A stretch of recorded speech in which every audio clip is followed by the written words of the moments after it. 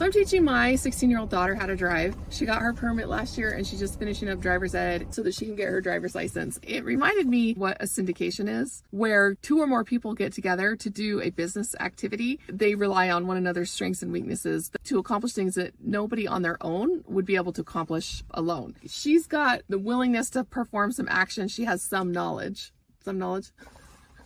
She's willing to do the work. I mean, she's the one sitting behind the wheel. I'm the one who's over in the passenger side, but I have a driver's license. I know more than she does. I'm an educated driver, and I'm the one who's supposed to be telling her what to do to keep us safe. But at the same time, I'm not the one actually doing the driving. We're both in the same moving vehicle. We're both at risk. We could ruin the car. We could make a mistake that's really expensive. We could total it. We could get into an accident that would cause us health problems, go to the hospital, even die. This analogy isn't a perfect analogy. To try and give you a real world experience you've been through, either when you learned how to drive or teaching your own kid how to drive, you can relate to understand that syndication is people working together to accomplish something that neither one of them could accomplish on their own. In a multifamily or commercial real estate, the person who puts in the money is a limited partner. That would be like the dog. Right?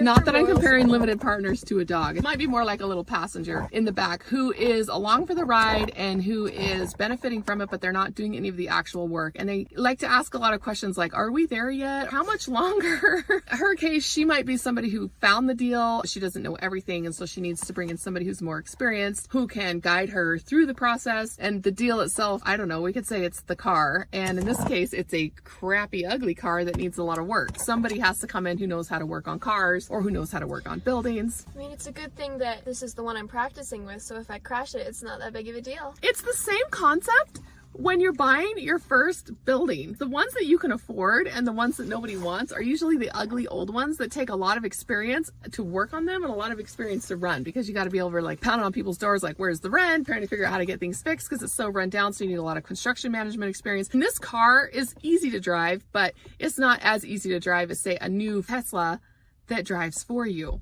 Usually you start out with the more difficult properties that need more work, and so you'll want to be bringing on people who know how to run those properties, but they don't want to actually do the labor because they're very labor intensive. I personally don't like driving. When we go places, it's really nice that I get her to drive for me because I don't really enjoy it. I still have to be paying attention legally. Like, I can't be shooting this video while she's driving. I wouldn't put that online even if I did, because it's kind of illegal, right? It just allows me to contribute what I can contribute. She can contribute what she can contribute. Passenger in the back can contribute whatever kind of car you're driving. It's just how we put all of our heads together and make some stuff happen.